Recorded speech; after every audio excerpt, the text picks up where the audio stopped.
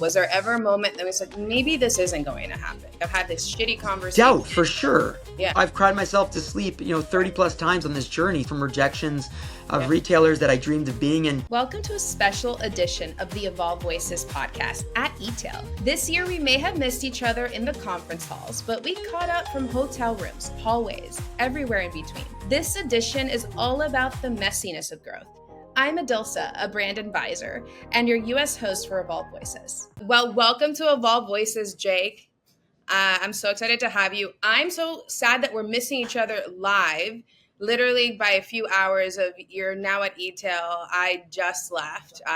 But how's it going down there? Oh, I just got here, so my flights got delayed and canceled, the whole 9 yards. But I ended up getting here today. I have a panel on TikTok, and then tomorrow I'm giving an individual keynote, I guess, on storytelling. So I'm pumped to be here, and it's always nice coming to Boston. Beautiful day, and just good people, good people around. Totally. Where are you originally from, Jake? I'm from Montreal. Oh, Montreal, Canadian. Okay, yeah. That's dope. Okay, so Jake, I'm telling my friends I'm about to interview Jake from Midday Squares, and my friend goes, Edilsa, we actually met him. And so you're gonna find this so trippy. So I'm from San Diego, near Petco Park. I think you were with your parents downtown, and you were plastering flyers all over town. And so that was the trippiest thing. And then I look, and she shows me, I have to send you this picture after. She shows me a picture with you and her that I had taken. Oh my God. So, which is just I'm just like the full circle moment when I was just like, we tasted the Midday Squares. They were freaking awesome. And is that kind of grassroots marketing a total normal thing for you to do? So that's crazy. I actually remember what you're talking about, which is so fascinating. You did take a picture of me and your friend. Yeah.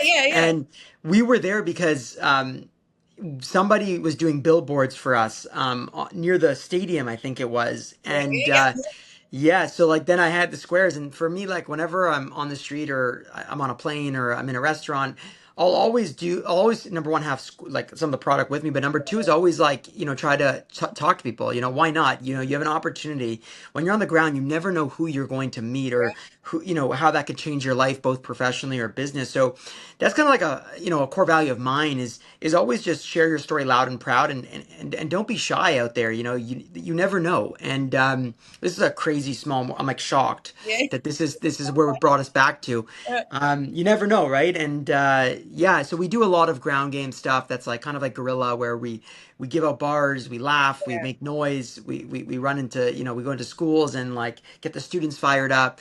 And it works because people remember how they felt when they had an experience. I think that's a critical thing, especially in today's world of AI. How you make people feel from a human to human perspective goes a really, really long way. You totally crushed that, because I was there and we could feel your excitement for it. And I remember she runs social media, and she immediately went to your social media and was like, oh, he's doing all the ground game. That works. Have you been doing this hands-on from the early days of building the company? So yeah, my sister, my brother-in-law, and I started this company in August of 2018. The idea was, can we build one of the next biggest chocolate snacking company in the better for you space? And that's a hard task. If you look at it's almost impossible. But one thing we did, other than have an innovative product and product market fit, which is critical, is we decided to tell our story on social media in a unique way, where we were going to basically bring the customer on the journey with us by showing them the good, the bad, the ugly of what it looks like to build a business. So everything from hardships that you'd get to experience with us, to moments of glory and success, to, machines breaking down, to hand delivering products, to, dealing with a financial raise, what that actually looks like. So when you give consumers that behind the scenes, or that insight into what it actually looks like to build a business, they now have a more emotional connection to your brand before even trying the product. It gives them this bias of wanting to like you even more before you even like it. Because unfortunately, authenticity is a buzzword today. You hear it in everyone's marketing decks or corporate, in the corporate world. But when someone actually is, or a business actually is authentic, you feel that energy. And if you're authentic through your storytelling, people will want to gather around it. So that's been with us since day one, and it's garnered millions of views. It's gotten us millions of customers, Yeah. because it breaks through all the weird noise out there. That's the typical way of marketing, and it's so untraditional. Yeah. And all it is us just telling the story how it is in a transparent, vulnerable way. Yeah. Yeah. Pardon my French, but I fuck with that so hard. And it's because I feel like so many founders, um, after it's work, they show the hard stuff, but you're almost showing the hard stuff uh, In real as you're time. going in real time. Were you ever scared to do that? Like that it would make you look like weaker of a founder because you were, going through struggles? Like how did you think through that? Well, as a company, we show our therapy sessions. My partners and I go to therapy together, and we talk about it. Yeah. How my partners and I go to work on, to have a safe zone for hard Yeah. conversations, to get aligned, to protect our family because we're family. And at first, I was kind of like shy to share that. I was like, why does the world need to know that? Maybe someone will judge me. And this was just my immature self, or my naive self, telling myself a story. Then I realized that it's actually empowering to share your story. People, relate to you at a deeper level. They want to be part of that energy. And what I started to notice as time went on, and I got more comfortable starting to share the hardships and the successes, both, not just the bad, but the good as well. I started to realize that people started to appreciate it a lot more. They started to become closer to us as a business and closer to us as individuals, and they would help more and they would want to be part of it more. So I started to realize that our world is craving so much authenticity, not just from the individual, but from businesses, that if you go do it and you're doing it genuinely, like, because it's actually it's part of your values and all that stuff, Yeah. you're going to win. You're going to win really big because people are going to be attracted to that energy. Yeah. And I think it's a missed opportunity for anybody in this world, to not share the vulnerable side of their life or their business. And I'm not saying you have to share therapy sessions like we do. That's pretty, that's a lot. But like, don't only show perfection or the highlight reel. People don't relate to that, but they'll relate to it if you show the other side as well as it's happening. And you're right. We're not telling the story after it's happened. We're telling it as it happens. And I think that people really love that. Yeah. You said that you didn't know if you would be showing these, therapy sessions. What did you imagine you be like as a founder when you were first starting? Well, at first it was like, let's just show the stuff that's happening from a business perspective Yeah, standpoint. So yeah, yeah, just how we make the chocolate bars, hand delivering the chocolate bars. But as we were doing that, I started to see that the more emotional content that had a little bit of emotion yeah, was actually what was resonating more with our base, our community.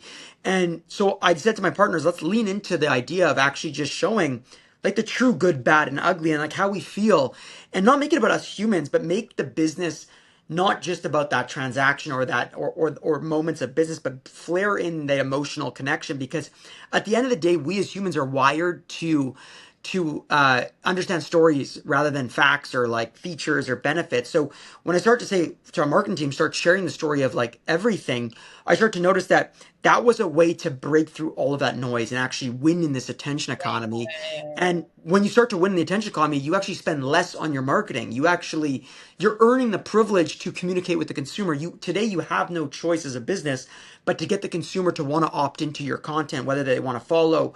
They could block, they could unsubscribe, they could change the channel with a snap of their finger. So if you're not relevant or relatable to what they in their life, you're basically irrelevant, more or less. So 15 years ago, you just had to put billboards up, TV ads, radio ads, and you got their attention because that's where people are paying attention. Today, the consumer chooses who, what, when, why they pay attention to. So what I noticed was if we get emotional, if we tell our story that's true and not a made up story, not a fairy tale, but real storytelling that's happening, the consumer is closer with us. So when they go to a grocery store and there's 40,000 other products on the shelf, they go darting for our product because they like us, they're looking for us, and they feel like they're buying from a friend. yeah, That was the yeah, thesis. yeah. I'm so glad that you have all these friends in this journey, right? Because it is a long, hard road. I'm reading through your story. You guys have been persistent. And the one that stood out to me was your journey into Costco.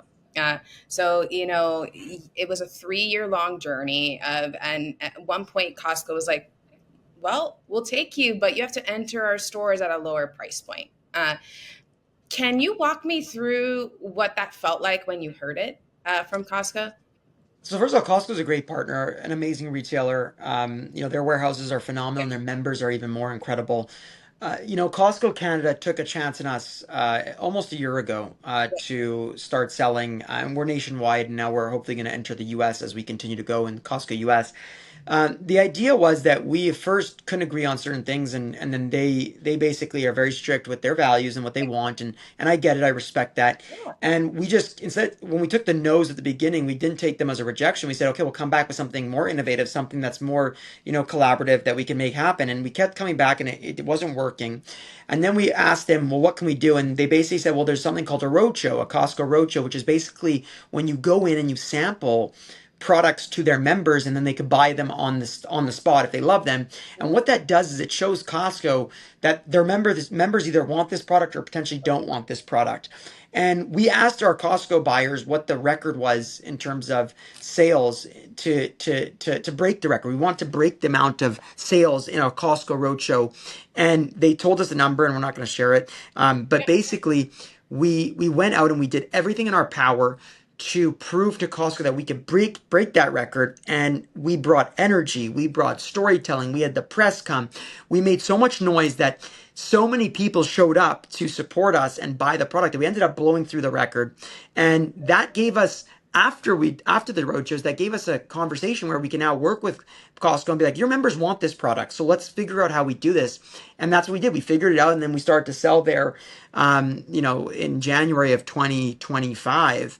And it's been a crazy journey with them, and an incredible partnership. And we hope to continue to grow with them and build. But again, storytelling was part of it. Yeah. Showing up consistently even when you're told no, and working with as a partnership with that team was critical. And again, open communication is probably one of the most important things in business and in life. So I think that was something interesting. You talked about storytelling, and this was a masterclass in it because you actually had a call to action to your customers. And we're like, would you buy this at a higher price, right? Talk to me about that messaging and storytelling as you get them involved in the roadshow. I think the storytelling that we did that was critical was not the price point necessarily. It was actually focused on, we really need to make this partnership work because it's critical to our organization's, trajectory on how we want to grow. Can you be part of it? And we were just vulnerable and transparent. And again, it comes back to being authentic and transparent. It relates. People want to support an underdog story. They want to support people that are working hard for something and showing the good and the bad.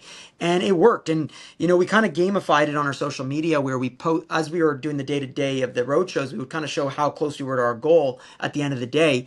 And what it did is it brought people to feel excited. We were building on emotion. It wasn't just like, come support us. It was like, no, be part of this. Yes, Our win is your win. And in the end, it was because our products are now available at Costco Canada nationwide, where consumers can get it at that price point that they can get it, and they have it in their typical Costco shopping list now that they shop. And I think that, again, storytelling is so critical to the world. It's literally how we as humans function. So if you're a brand and you're trying to sell at retail, you're trying to sell it online, tell your story loud and proud. You never know who's listening or who's watching. And that one person that's listening can literally change the trajectory of your business by simply buying into your story, believing in your journey, and believing in your vision. And that doesn't mean sharing it the way that we do. It's find your authentic self or your authentic values of your organization and tell that every day. It doesn't have to be about therapy and huge milestones. It could be about, how great your product is or service is to people and how it changes their lives. But tell that story. I think where people get caught up is they try to fit into the herd and the marketing herd and be like everybody else and don't take risks, fit in the box. And that's where they get lost in the noise because that's like everyone else, instead of connecting with the consumer, building the community, and being, truthful to what you believe in. I think the hurdle sometimes is, am I ready to take this risk? Because it could be so bad if I do. And what got you over that hurdle? Was it you just wanted to see the other side, so much?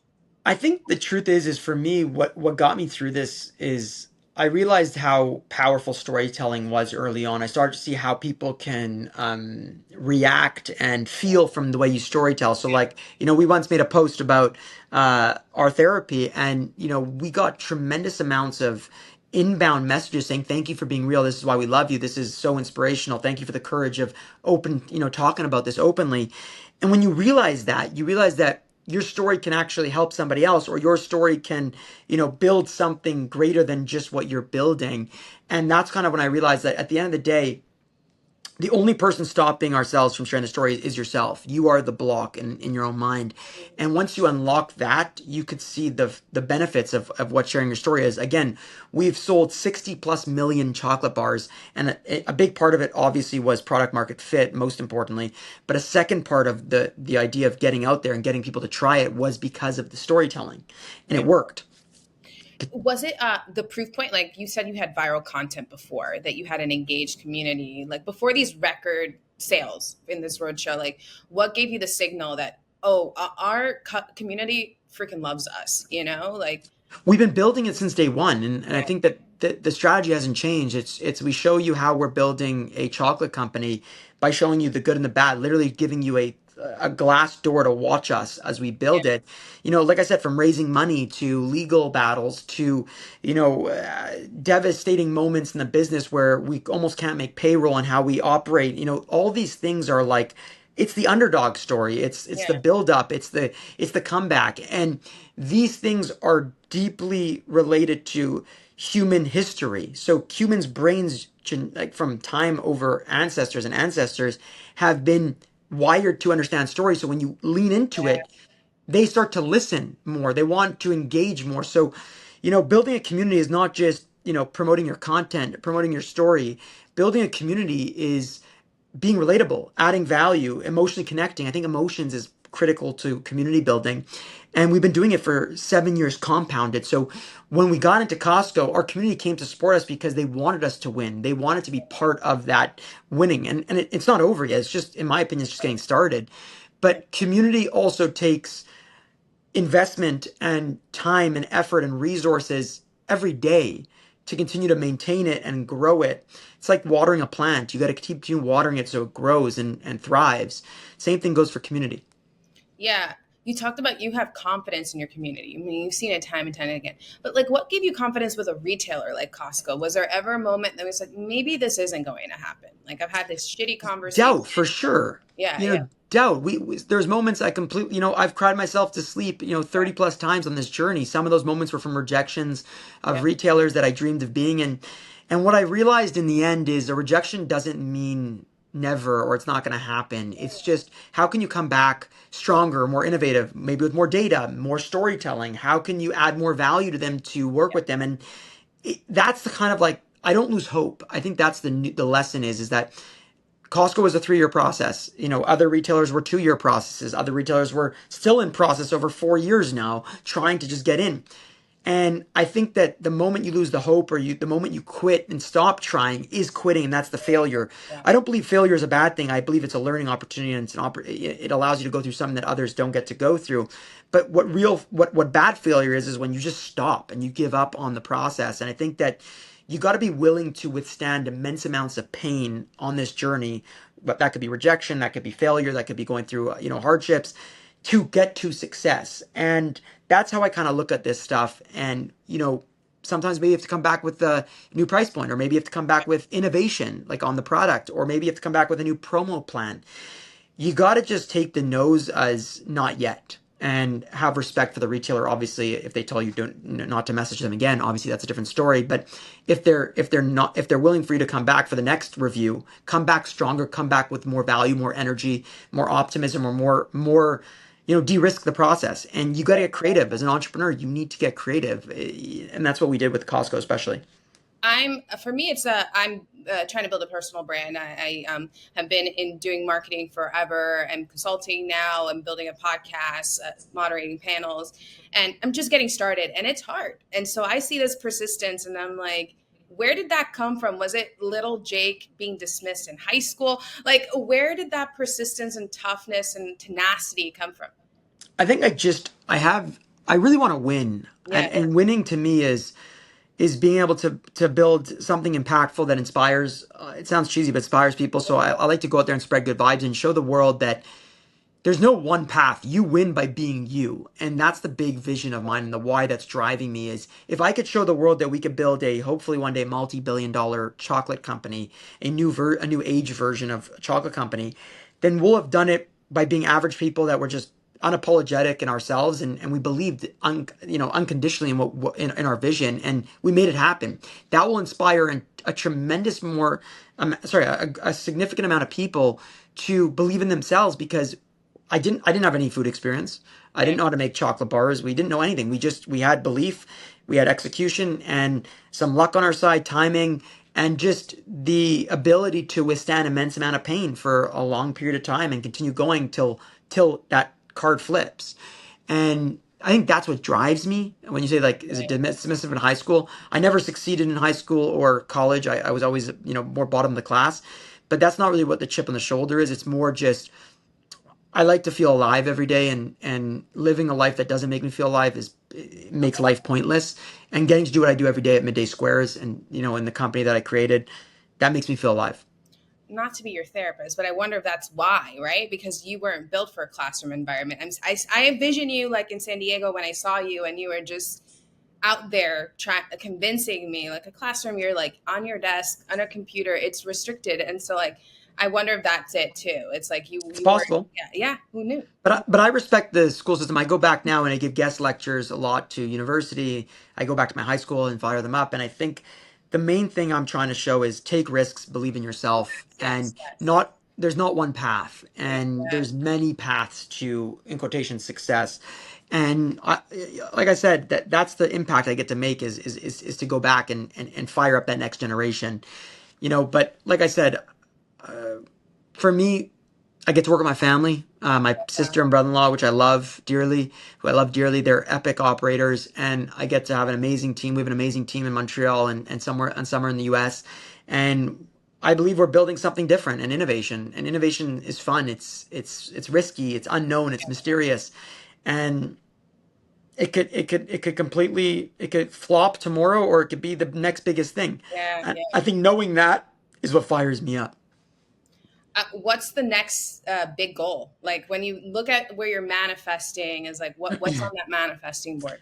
I think it's not so much manifestation. I think it's just we put a 3-year game plan forward a year ago. We do everything in 3-year stints. Mm-hmm. And 3 years ago we put it forward, and we're 1 year in, and so we're following guidelines to that. We call it the road to 100 million. It's just like a process, and it's a lot more expansion in the U.S. With some great retailers, and launching a whole new innovation line that is not similar to the current line that we built. So it's a whole different product line that's going to be a great afternoon snack that's in the better for you space, but indulgence. Super excited to release that in January. And yeah, I think that's kind of like the fun future. And then we'll reevaluate after those 3 years what's after that and go from there. I love it. Jake, you've got places to be. You said you just landed. You're about to host later today a panel on TikTok. And I'll start with that really quickly as a few rapid fire questions. You're big on social. What do you think is the next big trend as we look at the platform and how we engage with it? So I don't follow trends so much. Okay. What I would say is invest in your ability to tell a story. Mm-hmm. Learn how to keep telling that story to make it relevant. Whether there's trends part of that, that's great. But one thing that will never go away and will never be a trend is storytelling, because it's been around for thousands of years, and it just continues to pass into our genes more and more and more. Yeah. I've seen a lot of, I've been surprised, patience with longer form content. And I feel like people also want to just engage in this actual story, is not just, so I wonder how storytelling will be. Is it like moments, or is it these longer form places? I'm curious too, just as much as you are, but I think that evoking an emotion in your content is critical, whether it's sadness, happy, optimistic, inspirational, bold. Like, that's what it can't just be, features, benefits, or like something that doesn't evoke emotion. You need to add value. People are on social media to connect, number one, number two, add value to their lives, or three, entertain. And if you're not doing any of those, you're gonna miss the boat. They're gonna scroll right past you. Yeah. For you, you talked about legal challenges earlier on. RX Hershey cease and desist notice. In the battle of chocolates, who would you choose, RX or Hershey? I love both of them. I honestly, like, Hershey's built in a phenomenal business. Yeah. Infrastructure wise, they continue to they're inspirational in terms of how you could build a very large organization over time, And then our X bar is great. My partners are friends with the founder of the business, and he's an inspiration in terms of entrepreneurship, and they built a crazy cool business as well. So like for me, again, I look at how do we be inspired by these organizations and apply that to our organization. Love it. Where can people become one of your friends? Add me on LinkedIn or Instagram, Jake Karls, and then follow Midday Squares on TikTok, Instagram, LinkedIn. We like to share our journey in a fun, wacky, weird way. And yeah, I'm always able to engage on LinkedIn. So add me, message me, and let's fire it up. I'm excited for all of them to be part of your story and evolve with Midday Squares. They should taste it. It is bomb chocolate. And hopefully you'll be as lucky as I was and run into Jake on the streets. Let's go, baby. Woo! Great. So this was another great episode. Evolve Voices is a podcast from Evolve Commerce Club, the #1 private community, where we connect senior commerce professionals in more than 40 markets. Every week, we invite one expert to share their perspective and their knowledge.